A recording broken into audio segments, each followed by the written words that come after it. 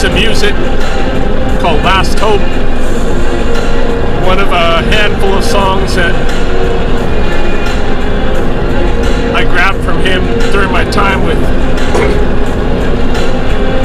Freddy's Modern Kung Fu.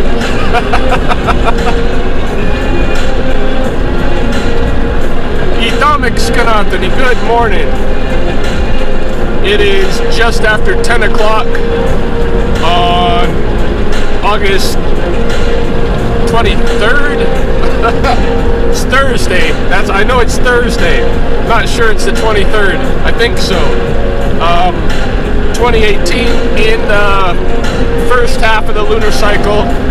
Buckkeepists oats at date speed when the choke cherries ripen. And I got 3 skunks in my back seat, and we're headed towards Stirling Lake because the last skunk that I picked up was on the extreme outskirts of the town of Lethbridge, the city, and not too far down the road is Stirling Lake, which is on the migratory path of a lot of different birds. So I figured, why not go out to Stirling and see what's happening out there. See if there's any birds already, any of the waterfowl already congregating for the migration. And we'll release these skunks. And I'll catch you up on what you missed yesterday. It was a slow day. I didn't have any skunk calls. I just had a couple of trap setups. Later on in the day, right in my neighborhood, just maybe 2 blocks away from me, somebody called in for a rattlesnake. I went out there, I checked their yard, I walked around and all that stuff. Looked under the brush. Couldn't find it. I suspect it's a garter snake or maybe a bull snake. But I've been wrong in those kind of circumstances before, and it has been a rattlesnake, so who knows. In any case, I couldn't find it, so I just advised the homeowner to turn on the sprinkler. That's the first time I thought about giving that advice. When I can't find a snake in somebody's yard and they're concerned that it's a rattlesnake, I think if you turn on a sprinkler and have it going across your yard, the rattlesnake's gonna leave. Maybe not a bull snake, maybe not a garter snake, but a rattlesnake I don't think is gonna want to stick around getting wet. Of course, he might leave just under your back deck or something, but in any case, couldn't find that snake. A little bit later in the evening, I got another call out in the canyons, and that one I was having a hard time finding as well, but I eventually did. So they might not be still here. Usually when a snake call comes in, if somebody's got it in sight, then it's still in sight when I arrive. But if they don't got it in sight when they call, then normally we don't end up finding it. Maybe 15% of the time we find it. Yeah. You heard it rattling, so I don't know. Oh, it's probably a rattlesnake. You're in that zone, but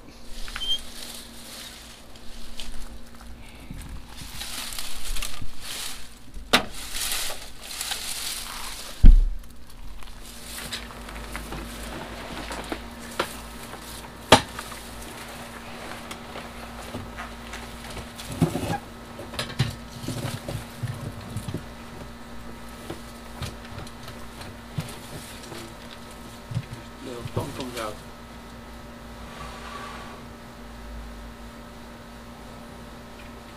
Alright, you have got your eviction notice. Even though nobody's home here. His tongue sticks out and comes back in. Yeah, no, it's a good place to hunt. It's not doing anybody any problems or anything. It's not a big one, but it's well, it's a mature rattlesnake for decent here. one. Yeah. It's a mature rattlesnake for here, but yeah, she's like, what?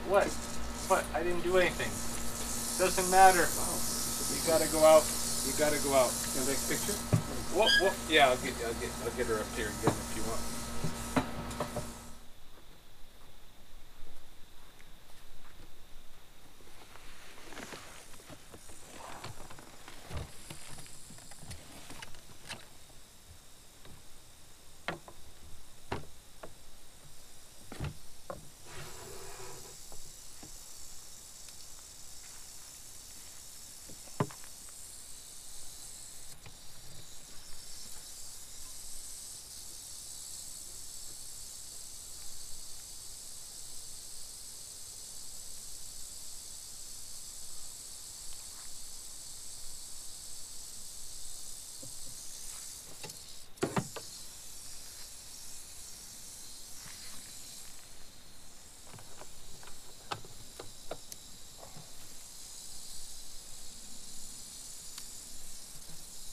This snake is hypersensitive. I mean, this snake has struck probably 7 times, and I haven't even hardly touched it.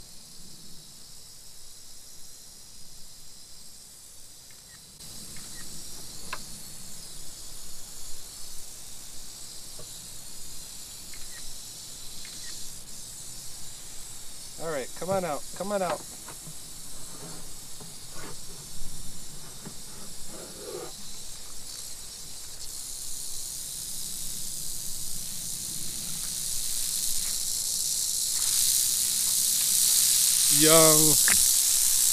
Young snake, maybe 3rd year, 4th year maybe. No reason to be so agitated, unless of course you happen to have babies, which some of the females, you know, once they have their litter, they skinny up pretty good, so it's hard to tell their ages sometimes once they've had their babies. But that one looks pretty young.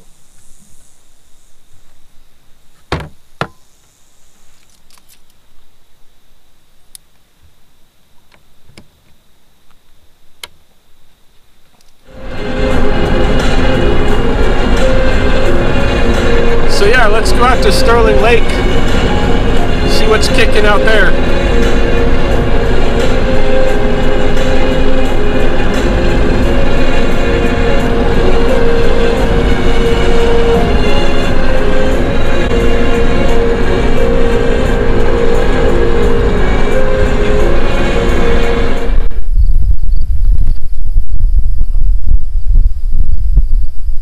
All right, first things first.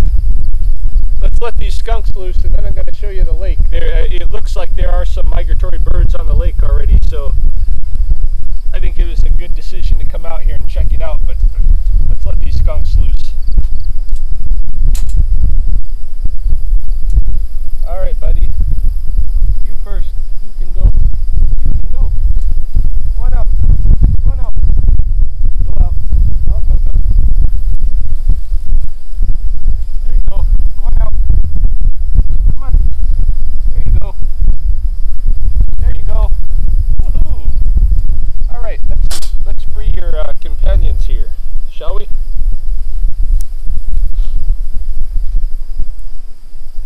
You guys off and running. How about you? You want to go? There you go. And last but not least, go ahead. Go ahead out. Go ahead out. I'm going to pet you. I'm going to pet you. I'm petting you on your head.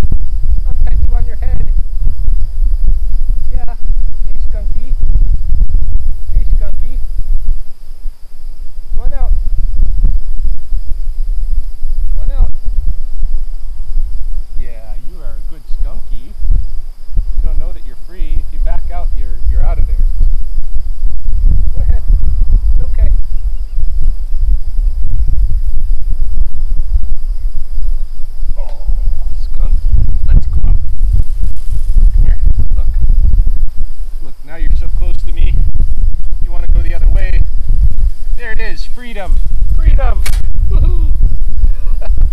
look at the lake. All right, so I'm out here at Stirling Lake, which is about 20 minutes southeast of Lethbridge, and I'm here on the observational platform for birders, looking out over the lake. This is a stop-off point for many of the migratory waterfowl. This is a very shallow lake. If you have hip waders on, you can probably walk right across it, one end to the other. But it's a very wide, shallow lake and extremely attractive to ducks, geese, cormorants, pelicans, you know, anything that doesn't have to dive really deep to get its prey. They're gonna like this place. So it's a stop-off point for most of the not all of them, but quite a few of them. And I thought coming out here today, we're a little bit early for the migration, but I thought I'd come take a look, and there is a lot of waterfowl on the lake. Unfortunately, battlebox and Barska, your binoculars, they don't really help me out much here. It's just too distant for these little binoculars that I brought. But I can hear what's going on, and I can you know, with these binoculars I can kind of see some of what's going on. I know there's a American white pelicans out there on the nesting island. That's an island that we get cormorants nesting colonies on. The cormorants are not on the island right now, but they might still be around the lake. I was looking at a patch of birds out here that are dark. They got long beaks.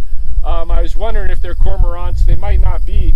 They could be a white-faced ibis. Now,